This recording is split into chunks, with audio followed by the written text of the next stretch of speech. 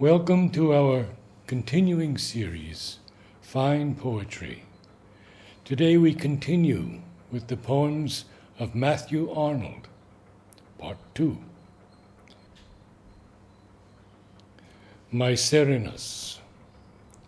Not by the justice that my father spurned, not for the thousands whom my father slew, altars unfed, and temples overturned, cold hearts and thankless tongues where thanks are due, fell this dread voice from lips that cannot lie, stern sentence of the powers of destiny.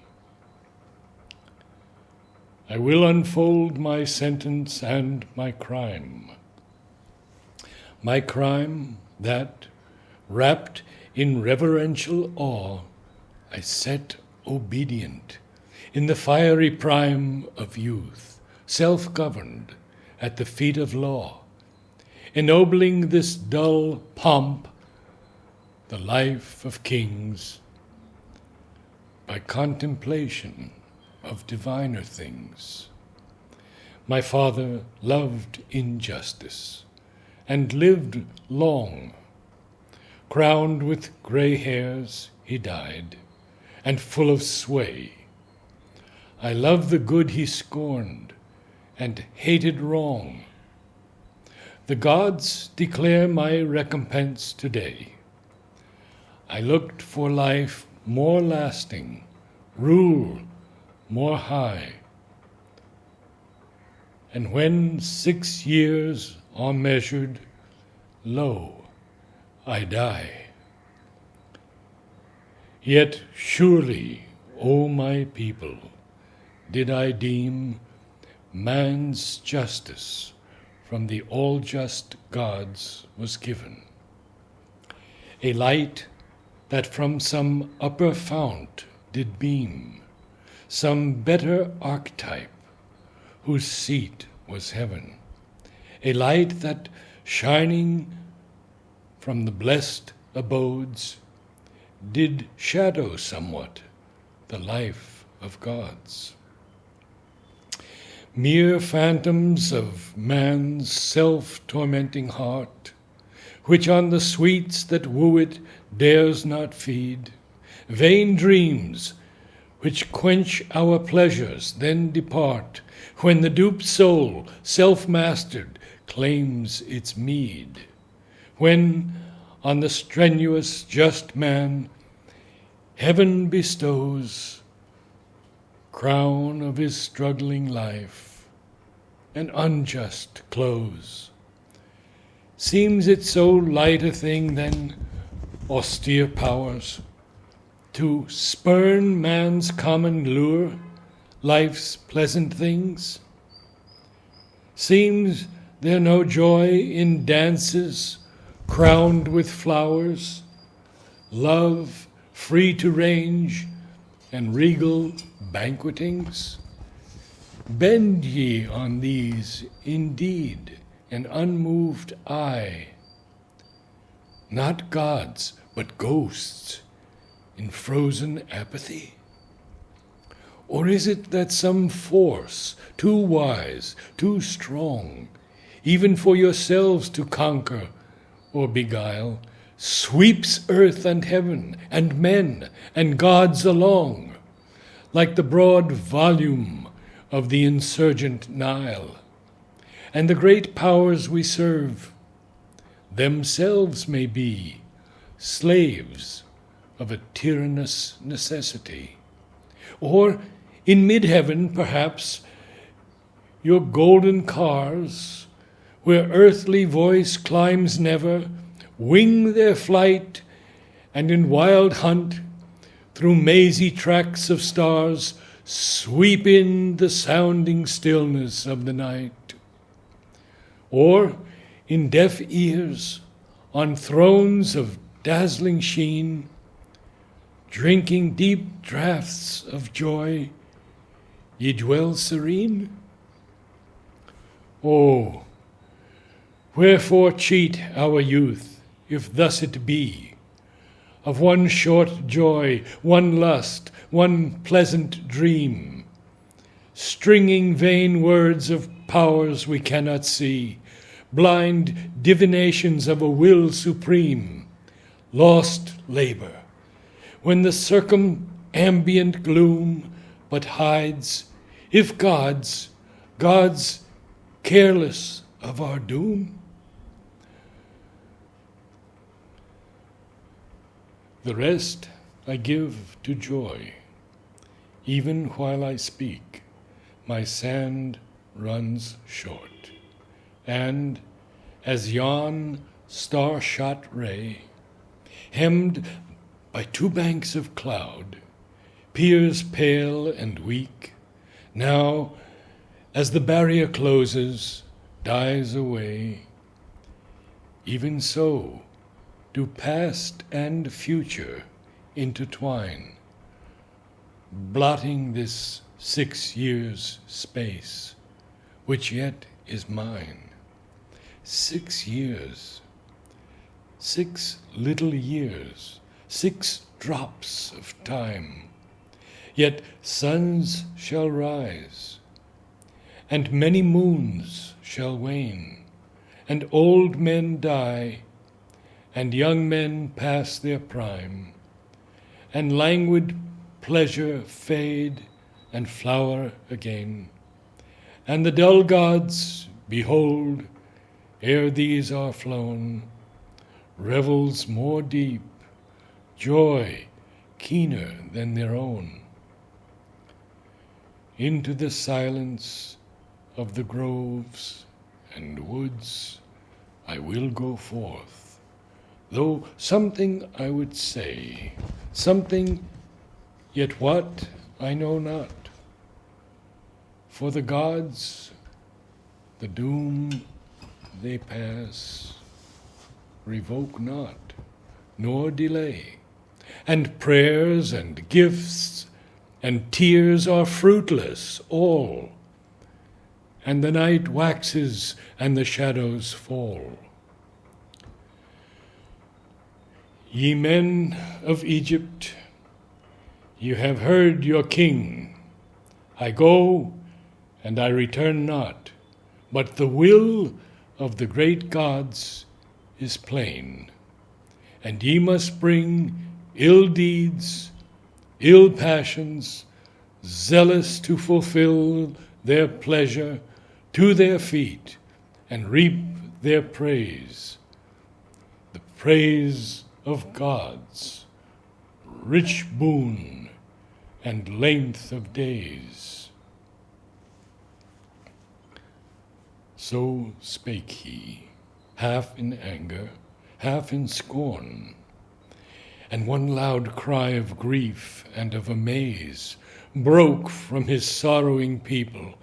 So he spake, and turning left them there, and with brief pause, girt with a throng of revelers, bent his way to the cool region of the groves he loved.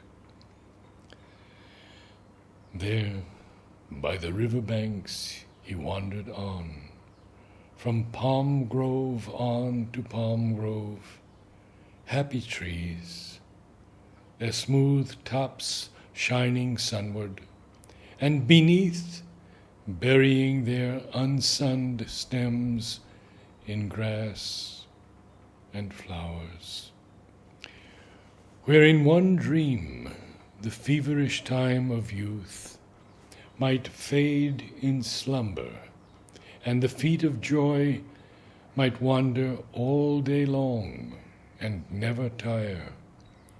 Here came the king, holding high feast at morn, rose-crowned, and ever, when the sun went down, 100 lamps beamed in the tranquil gloom, from tree to tree, all through the twinkling grove, revealing all the tumult of the feast.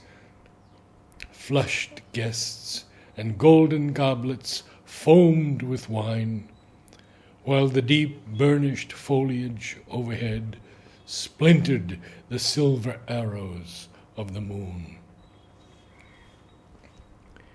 It may be that sometimes his wandering soul, from the loud, joyful laughter of his lips, might shrink half startled, like a guilty man who wrestles with his dream, as some pale shape gliding half hidden through the dusky stems would thrust a hand before the lifted bowl, whispering, "A little space and thou art mine." It may be on that joyless feast his eye dwelt with mere outward seeming. He, within, took measure of his soul and knew its strength, and by that silent knowledge, day by day, was calmed, ennobled, comforted, sustained. It may be, but not less his brow was smooth, and his clear laugh fled ringing through the gloom, and his mirth quailed not at the mild reproof, sighed out by winter's sad tranquillity, nor, palled with its own fullness, ebbed and died in the rich languor of long summer days, nor withered when the palm tree plumes that roofed with their mild dark his grassy banquet hall bent to the cold winds of the showerless spring, no, nor grew dark when autumn brought the clouds. So 6 long years he revelled, night and day, and when the mirth waxed loudest with dull sound, sometimes from the grove's center echoes came to tell his wondering people of their king. In the still night, across the steaming flats, mixed with the murmur of the moving Nile. Palladium, set where the upper streams of Simwa flow, was the Palladium, high mid rock and wood, and Hector was in Ilium, far below, and fought, and saw it not, but there it stood. It stood, and sun and moonshine rained their light on the pure columns of its glen-built hall. Backward and forward rolled the waves of fight round Troy, but while this stood, Troy could not fall. So, in its lovely moonlight, lives the soul. Mountains surround it, and sweet virgin air, cold plashing past it, crystal waters roll. We visit it by moments, too rare. We shall renew the battle in the plain tomorrow.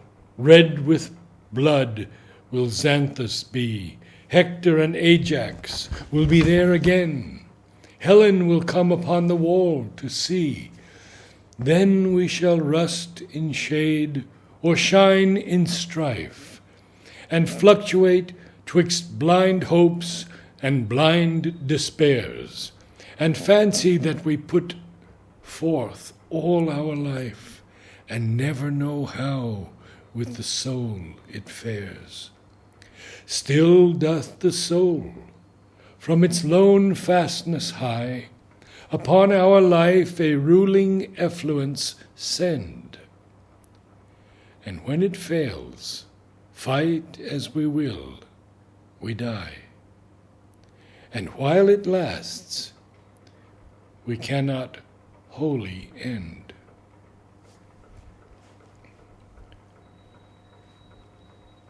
Quiet work. One lesson, nature, let me learn of thee. One lesson which in every wind is blown. One lesson of two duties kept at one, though the loud world proclaim their enmity. Of toil unsevered from tranquility, of labor that in lasting fruit outgrows far noisier schemes accomplished in repose, too great for haste, too high for rivalry. Yes, while on earth 1,000 discords ring, man's fitful uproar mingling with his toil, still do thy sleepless ministers move on, their glorious tasks in silence perfecting, still working, blaming still our vain turmoil, laborers that shall not fail when man is gone. And here is a comment from Susan Williams about the poem. He longs for the world of nature, unsevered from tranquility, its glorious tasks in silence perfecting. He totally believed that nature could teach people to find the way how to live and leave our vain turmoil behind. Namaste.